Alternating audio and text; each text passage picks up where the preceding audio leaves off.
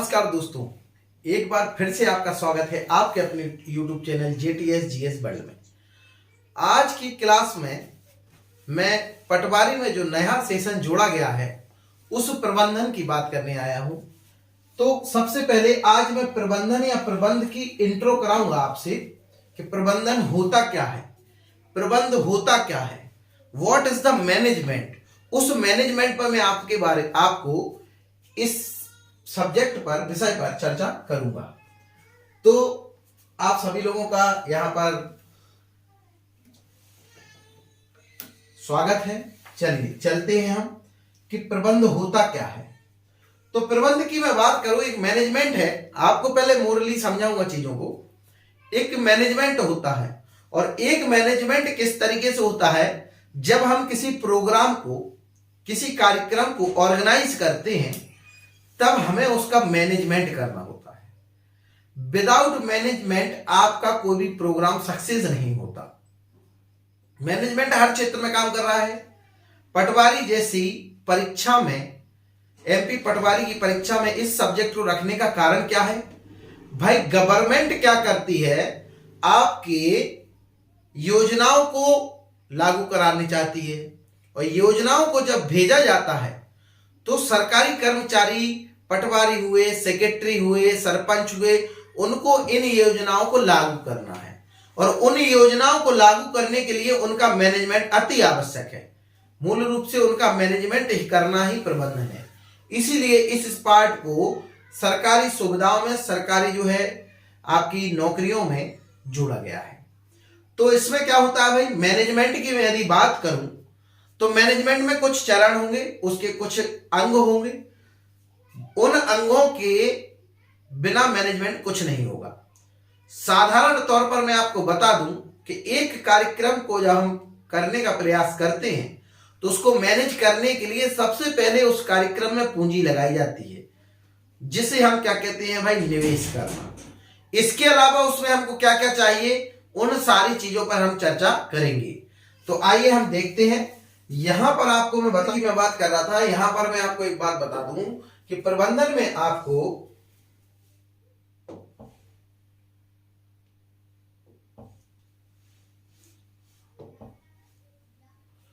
प्रबंधन की मैं बात बता रहा था आपको।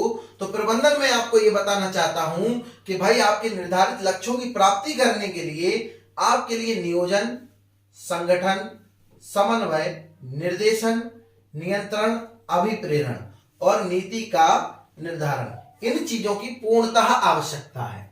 अब पूर्णतः आवश्यकता है तो इसके मतलब क्या हुआ भाई? इसका मतलब ये हुआ, मैंने अभी हाल आपको बताया था कि प्रबंधन में हमको मुख्य रूप से क्या करना है। प्रबंधन में हमको मुख्य रूप से आपको इन लोगों की जरूरत पड़ेगी। ये आइकन आप लोगों को दिख रहे होंगे भाई। किसी भी प्रोग्राम को हमको ऑर्गेनाइज करना है, उसका मैनेजमेंट करना है, उसका सबसे पहला चरण होगा भाई नियंत्रक, जो उस पूरे प्रोग्राम को नियंत्रण में लेगा। यहां पर नियंत्रक होगा, वो पूरे प्रोग्राम का कंट्रोलिंग करने वाला है। इसके अलावा मैं बात करूं किसकी भाई, निर्देश की। अब आपके साथ नियंत्रक के बाद दूसरा उसका अंग है निर्देशन। कोई भी प्रोग्राम कराना है, बिना किसी डायरेक्टर के उस प्रोग्राम का मैनेजमेंट नहीं होगा। सबसे मूल उसमें तथ्य क्या है भाई, नियोजन। मैं आपको ये नियोजन के बारे में अभी बता चुका हूं। बिना पैसे के नियोजन के कोई भी कार्यक्रम, कोई भी उद्देश्य पूरा नहीं हो सकता वर्तमान समय के हिसाब से। तो वर्तमान समय के हिसाब से आपको नियोजन की आवश्यकता पड़ेगी। तो भाई डायरेक्टर है, किसी भी प्रोग्राम को हम कर रहे हैं, ये मैं आपको उनके अंग बता रहा हूं, फिर इस पर चर्चा करूंगा मैं आगे। इसके अलावा मैं बात करूं, आपको पूरे संगठन की आवश्यकता है और संगठन के साथ साथ उनमें समन्वय भी होना चाहिए। संगठन का मतलब क्या हुआ भाई? संगठन का मतलब यह हुआ कि पूरा एक ग्रुप काम करेगा और समन्वय का मतलब यह हुआ कोई भी एक दूसरे के विपरीत नहीं जाएगा। जो भी नीतियां हैं सभी उसी पे काम करेंगी। तो भाई आपका समन्वय हो गया, सभी लोगों में एक जुटता होना, उसको हम समन्वय बोलेंगे। उसके बाद नीति का निर्धारण, ये सबसे ज्यादा इंपॉर्टेंट फैक्ट है। कोई भी कार्यक्रम, किसी भी चीज को मैनेजमेंट बनाने के लिए, मैनेज करने के लिए, प्रबंध करने के लिए हमें सबसे पहले उसकी रूपरेखा तैयार करनी होती है। ये आपको जिस तरीके से दिखाई दे रहा होगा कि ये एक डायरेक्टर है, वो निर्देश दे रहा है, ये लोग आपस में ये लिए हुए हैं, उन पर नोट डाउन कर रहे हैं किस प्रकार से हमको एक प्रोग्राम को सजाना है, किस प्रकार से कार्यक्रम को मैनेज करना है। ये सारी नीति का निर्धारण होना आवश्यक है। जब सारी नीति का निर्धारण होना आवश्यक है तो उनको फिर अभिप्रेरणा दी जाती है। अभिप्रेरणा का मतलब क्या हुआ कि करना किस तरीके से है और कितने अच्छे तरीके से हमारा कार्यक्रम का मैनेजमेंट हो सकता है और हम अपने उद्देश्य की प्राप्ति कर सकते हैं। तो यहां पर अभिप्रेरण यानी सिखाया जाएगा किस तरीके से हमको काम करना है, क्या आपका पूरा जो है प्रोग्राम का मैनेजमेंट होगा, और इसके साथ उनको समझाया जाएगा कि किस तरीके से मैनेज करना है। और उसके बाद हमारी पूरी टीम जो संगठन की थी वो देखिए जरा काम के लिए आगे आ चुकी है, और वो काम करने के लिए आगे आ चुकी है, यानी हमारे उद्देश्य की पूर्ति की जो है प्रयास चल रहा है, उद्देश्य की पूर्ति का प्रयास चल रहा है। उसी के बाद मैं आपको बताऊं कि ये सारे प्रोग्राम होने के बाद हमारा क्या होगा भाई, ये सारे प्रोग्राम होने के बाद हमारा ये आपके साथ में क्या होगा भाई, ये आपका प्रबंधन की बात होगी। इतनी बात आप समझ गए होंगे, बहुत अच्छे से समझ गए होंगे। अब इसके बारे में थोड़ा सा मैं बात कर लूं, इसके बारे में थोड़ा सा बात कर लूं कि अब मैनेजमेंट होगा क्या। एक एग्जांपल दूंगा, उससे आपको ये सारे तथ्य सारी चीजें समझ में आ जाएंगी। मैं चाहता हूं अपने इंस्टीट्यूट पर कोई सेमिनार कराना। उस सेमिनार में मैंने कई लोगों से सलाह ली किस प्रकार से काम करना है। बड़े बड़े लोगों को बुलाना है, जितने बच्चे स्टूडेंट हैं उनको बुलाना है, इन सभी को चाय नाश्ता की व्यवस्था करना है, और जो गेस्ट आएंगे उनकी व्यवस्थाएं करना है। तो ये सारी व्यवस्थाएं क्या मैं अकेले कर सकता हूं? क्या यह संभव है? नहीं, ये बिना संगठन के संभव नहीं है। अर्थात आपका संगठन होना आवश्यक है। अब मैं उस पूरे प्रोग्राम को ऑर्गेनाइज करा रहा हूं तो मैं उसका क्या हुआ भाई, आपका नियंत्रक होऊंगा। क्यों हुआ नियंत्रक?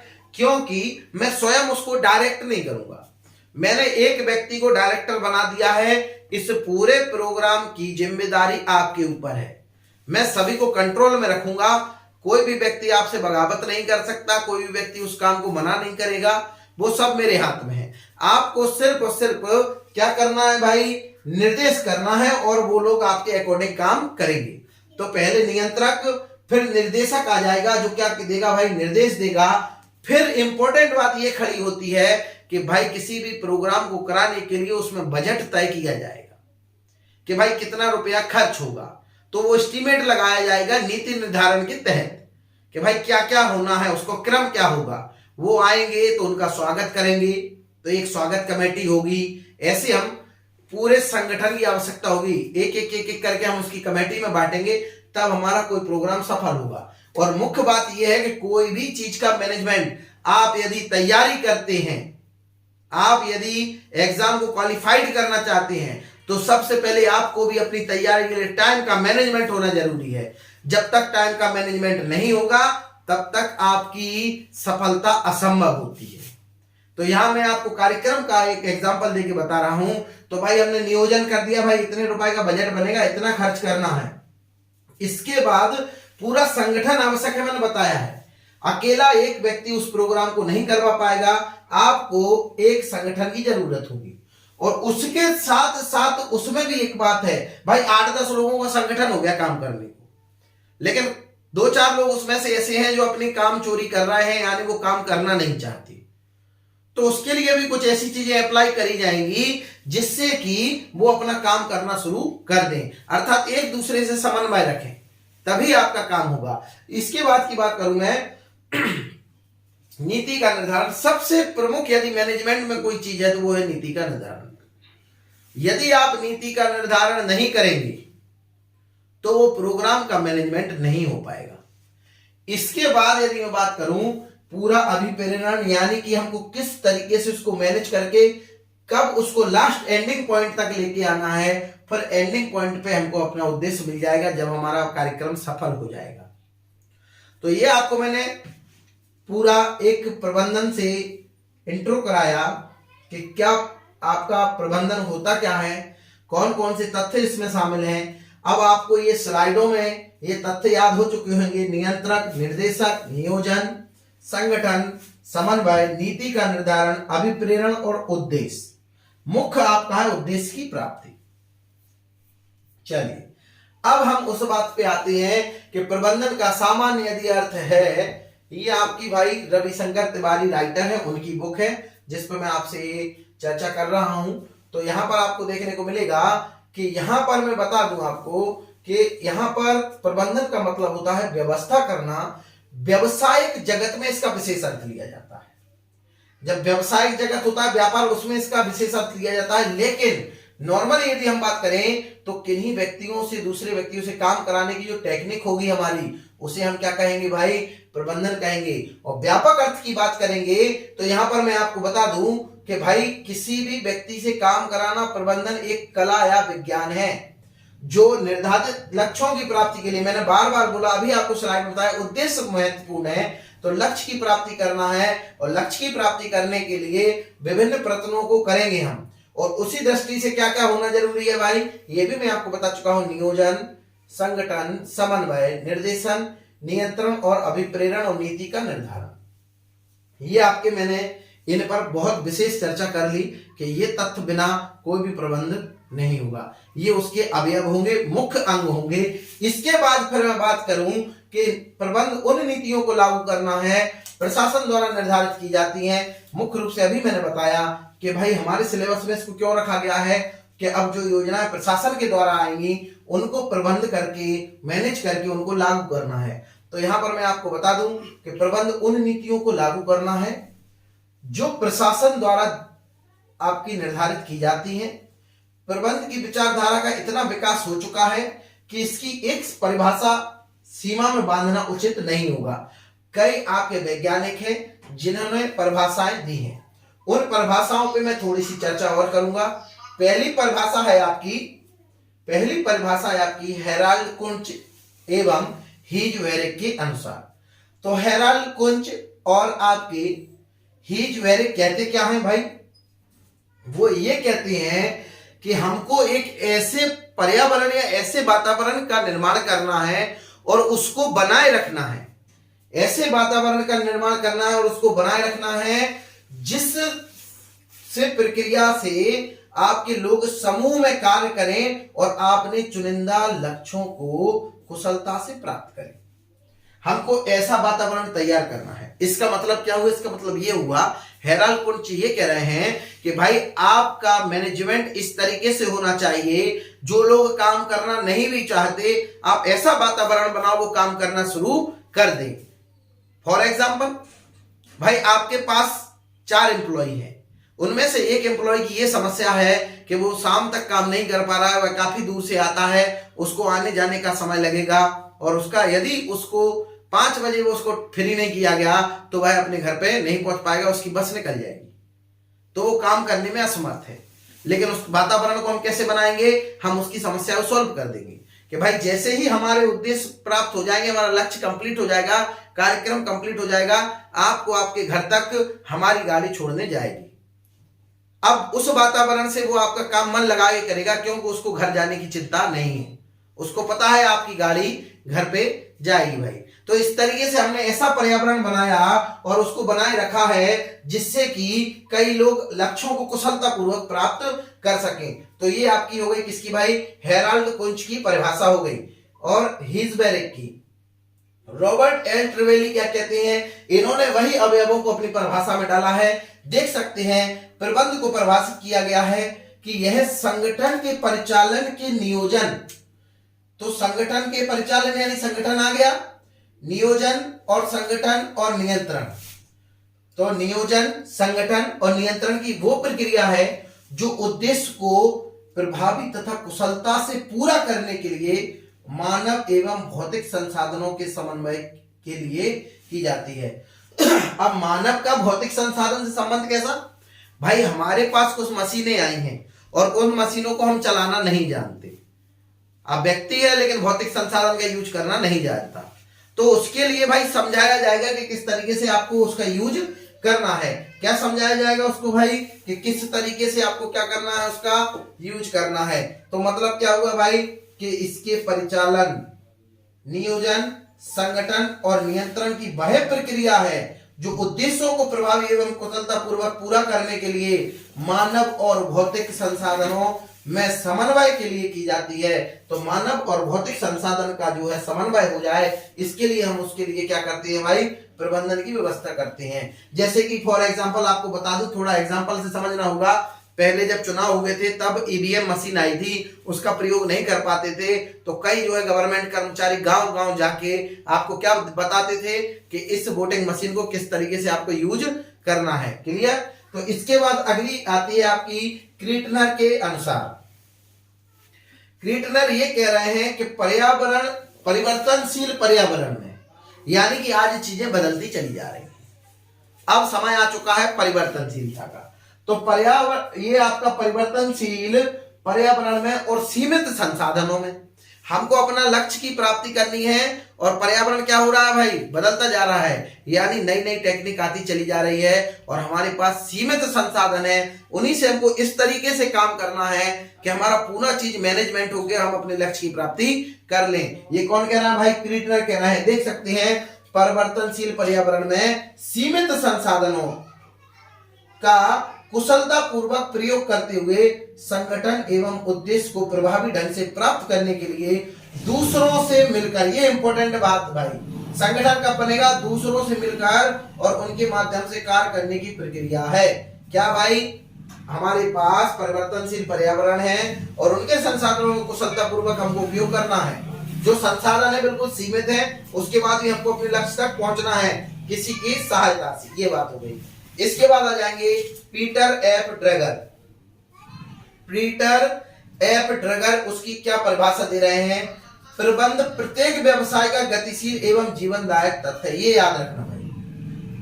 ये ड्रगर ये कह रहे हैं कि जो प्रबंध है वो व्यवसाय के लिए सबसे इंपॉर्टेंट होता है। ये मैं आपको बता देता हूं। बिना मैनेजमेंट के, मैंने पहले भी बोला था, कोई भी कार्यक्रम, कोई भी योजना, कोई भी आपका लक्ष्य वो सफल नहीं होता। और यदि होता है तो आपको मैनेजमेंट करना जरूरी है, तभी होगा। और इसकी मैं बात कर लूं, ये क्या कह रहे हैं कि व्यवसाय का गतिशील और जीवनदायक तत्व है। गतिशील और जीवनदायक तत्व का मतलब क्या होगा भाई, इसके बिना व्यवसाय नहीं हो सकता। जीवनदायक तत्व है जिसके नेतृत्व के अभाव में उत्पत्ति के साधन केवल साधन मात्र रह जाते हैं। आपके पास चाहे जितनी भौतिक संसाधन हो, बड़ी बड़ी मशीनें हो, सारी चीजें हो, लेकिन उनका मैनेजमेंट नहीं है तो आप उससे काम नहीं कर सकते, आप अपने व्यापार को आगे नहीं चला सकते। इसके बाद मैं बात करूं,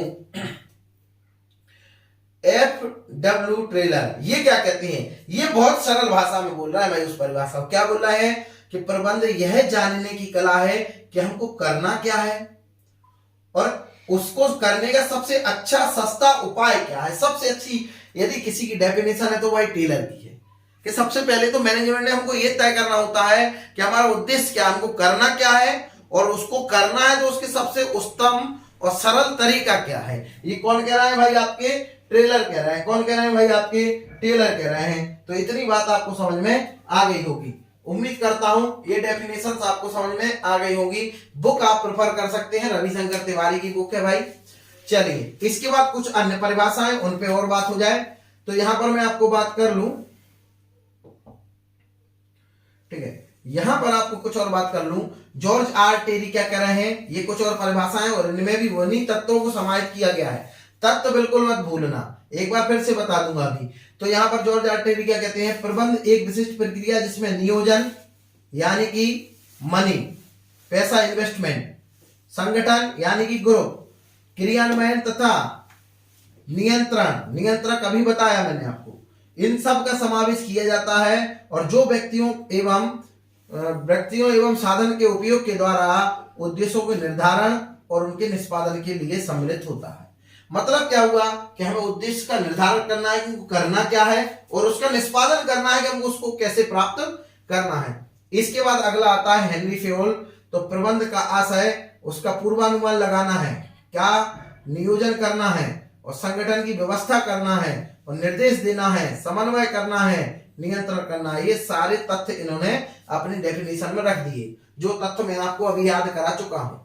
इसके बाद किम्बाल क्या कहते हैं कि भाई विस्तृत रूप में प्रबंधन उस कला को कहा जाता है जिसके द्वारा किसी उद्योग में मानव व माल की मानव व मानकी को नियंत्रित करने के आर्थिक सिद्धांतों को लागू किया गया। किम्बाल क्या कहते हैं कि भाई प्रबंध उस कला को कहते हैं जिसके द्वारा किसी उद्योग में या तो मानव है या माल है, सामान है, उसको नियंत्रित करने के आर्थिक सिद्धांत को लागू किया जाता है। इसके बाद आपकी EFL ब्रेच के अनुसार क्या बात है?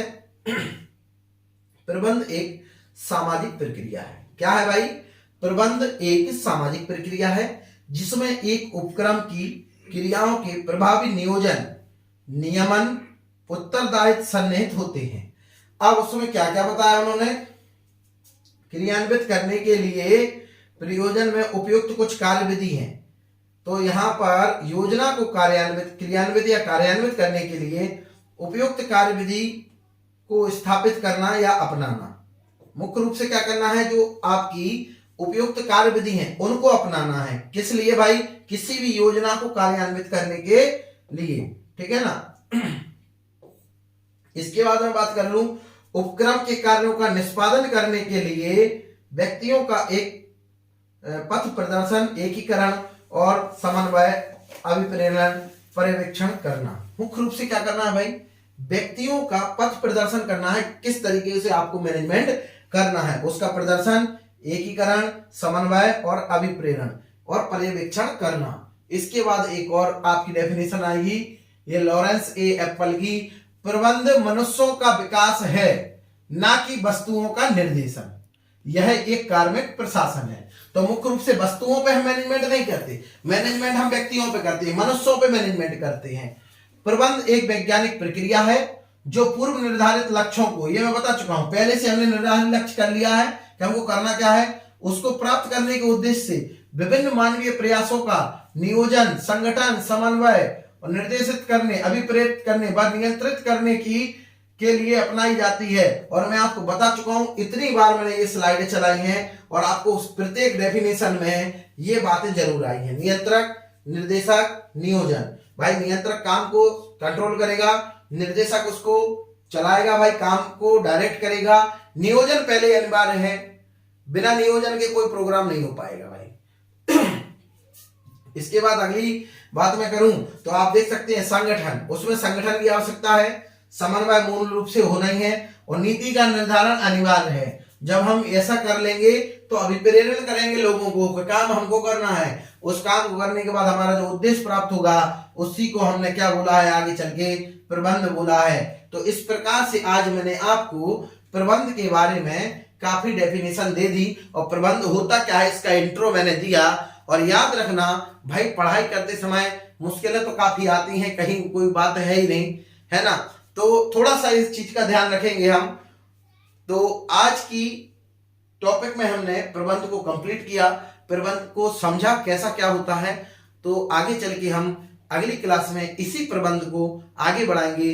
ये पटवारी के एग्जाम के पॉइंट ऑफ व्यू से सबसे इंपॉर्टेंट टॉपिक है और मैं पूरी कोशिश, पूरा प्रयास करूंगा सरलतम तरीके से आपको इसको समझाया जाए। तो आज के सेशन को हम यही समाप्त करेंगे। धन्यवाद।